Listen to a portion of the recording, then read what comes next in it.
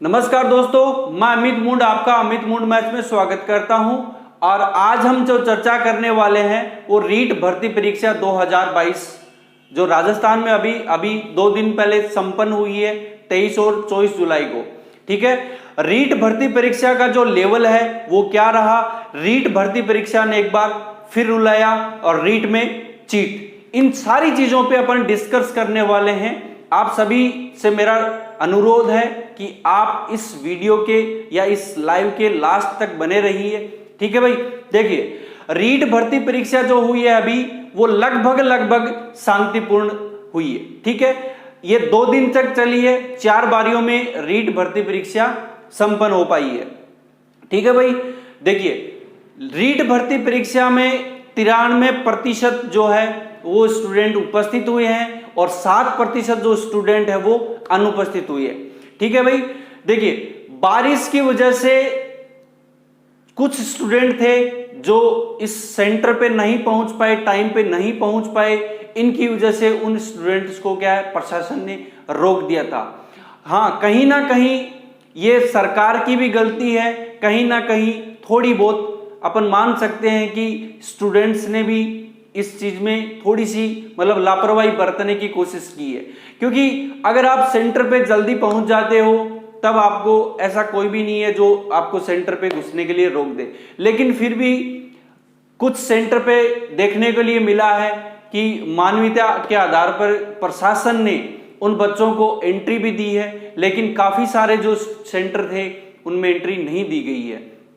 ठीक है भाई, लेट आने वाले विद्यार्थियों को प्रवेश नहीं दिया गया है, बिल्कुल भी नहीं दिया गया है।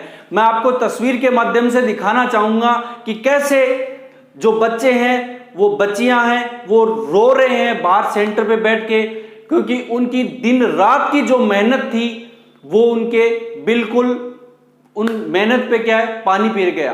क्योंकि उन स्टूडेंट ने पता नहीं कितनी रातें हैं जो गुजारी थी।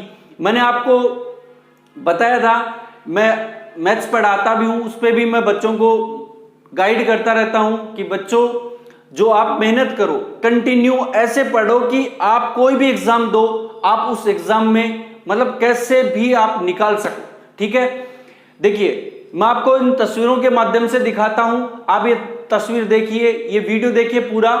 ठीक है, प्रदेश की सरकार ने अपनी ओर से कोशिश तो बहुत की थी कि सब कुछ ठीक से निपट जाए, लेकिन ढीले सरकारी तंत्र ने एक बार फिर से सरकार की इस मंशा पर पानी फेर दिया।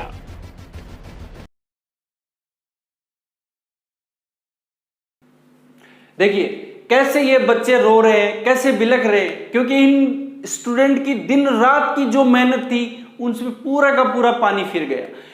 तो क्या गहलोत सरकार इस पे जिम्मेदार है, या प्रशासन जिम्मेदार है, या स्टूडेंट जिम्मेदार है, बताइए। क्योंकि प्राकृतिक कारणों की वजह से बारिश इतनी भयंकर हो रही थी उस दिन, क्योंकि स्टूडेंट है वो कुछ स्टूडेंट का जो सेंटर है वो बारिश की वजह से बदलना पड़ा। फिर जो स्टूडेंट है वो उस सेंटर पे गए जो पहले परमिशन लेटर में जारी किया गया था, फिर वहां पे उनको प्रवेश नहीं दिया गया, तो वहां से वो निकल के दूसरे सेंटर में गए जहां पे उनका सेंटर बदला गया था। और उसकी वजह से ट्रैफिक था, काफी ट्रैफिक था, लेकिन उस ट्रैफिक की वजह से जो स्टूडेंट है वो वंचित रह गए थे एग्जाम के।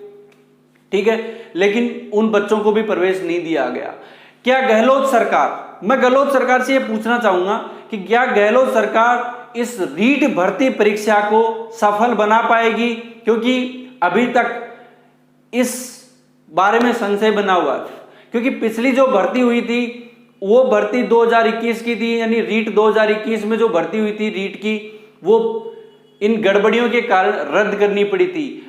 बहुत सारे आंदोलन हुए थे, इसमें काफी सरकार पे दबाव बना था, उसकी वजह से सरकार को ये भर्ती रद्द करनी पड़ी थी। तो क्या गहलोत सरकार 2022 में इस भर्ती को पूर्ण रूप से कंडक्ट करवा पाएगी? क्या ये भर्ती है वो पूर्ण रूप से कंप्लीट हो पाएगी? ठीक है, ये सवाल कहीं ना कहीं आपके जहन में भी है, ये मेरे जहन में भी है, और उन रीट वाले सभी अभ्यर्थियों के जहन में भी है। तो ये सारे सवाल आप गहलोत सरकार है उससे पूछ रहे हैं, सारे स्टूडेंट मिलके पूछ रहे हैं कि क्या ये भर्ती है वो कंप्लीट हो पाएगी, क्या हम अपनी जो मेहनत है उसको अपन सफल बना पाएंगे। तो इन सारे सवालों का जो जवाब है वो गहलोत सरकार को देना पड़ेगा। अब हम बात करते हैं कि रीट की जो भर्ती परीक्षा है उसका लेवल क्या रहा। लेवल उसमें अपन बात करें तो जो एसएसटी का जो लेवल था वो काफी हार्ड था, ठीक है। और सब्जेक्ट की बजाय और सब्जेक्ट जैसे हिंदी है, संस्कृत है, मैथ्स है, साइंस है, इसमें जो भी शिक्षा मनोविज्ञान है, ठीक है, इन सारा जो पोर्शन था उसमें काफी आसान रहा। एसएसटी के बजाय काफी जो स्टूडेंट हैं वो आ रहे हैं कि सर एसएसटी का पेपर है वो बहुत हार्ड था, ठीक है, उसका जो लेवल था वो काफी हाई था। बहुत सारे स्टूडेंट है जो 60 क्वेश्चन में से 30 क्वेश्चंस भी नहीं कर पा रहे। तो उनके पीछे क्या कारण रहे?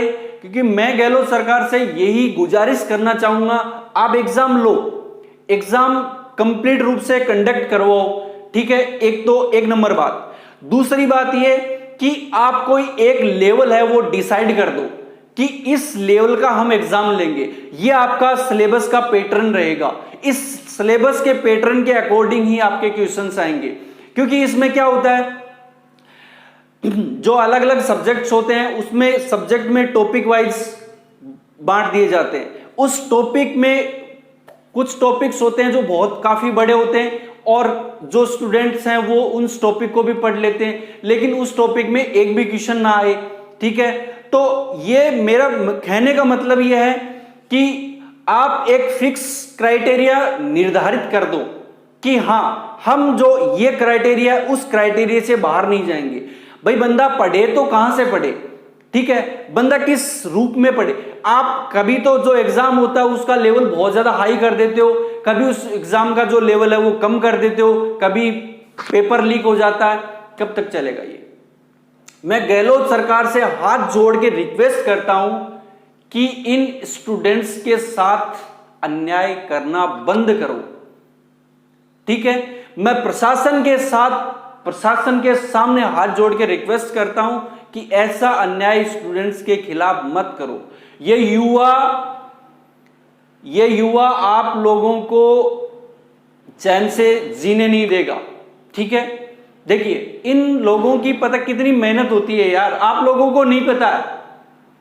आप सरकार में बैठ गए, आप लोगों को नहीं पता है कितनी सारी इन लोगों को मेहनत करनी पड़ती होगी।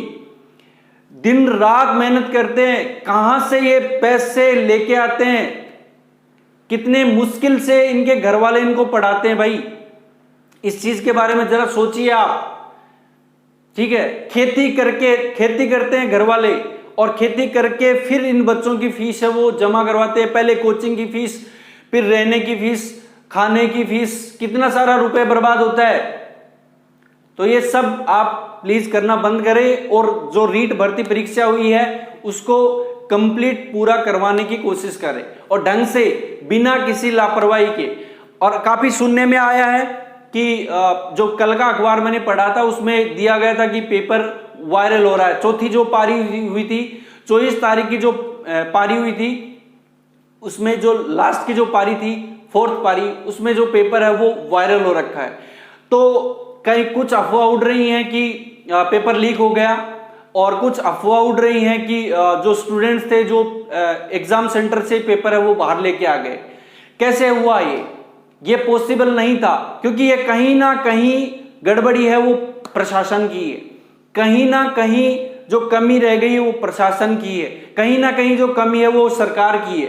क्योंकि सरकार ने ये चीजें, बोर्ड ने ये चीजें निर्धारित कर दी थी कि कोई भी पेपर है वो बाहर नहीं लेके जा सकता, आपको सिर्फ उसके कार्बन कॉपी मिलेगी, आंसर की जो कार्बन कॉपी है वो सिर्फ वो मिलेगी आपको। तो फिर ये पेपर वो बाहर कैसे आया? ये सरकार पे एक क्वेश्चन खड़ा होता है क्या। इसीलिए मैंने आपको एक जो फर्स्ट जो हेडलाइन बोली थी वो क्या बोली थी कि क्या सरकार इस भर्ती परीक्षा को पूरी करवा पाएगी। ये सारे सवाल जो भी हैं वो आपके जहन में भी हैं, मेरे जहन में भी है, ठीक है। देखिए तो चलिए अपन दोस्तों मिलते हैं अपन नेक्स्ट सेशन में। तब तक के लिए खुश रहिए, मस्त रहिए, स्वस्थ रहिए और अच्छे रहिए। जय हिंद।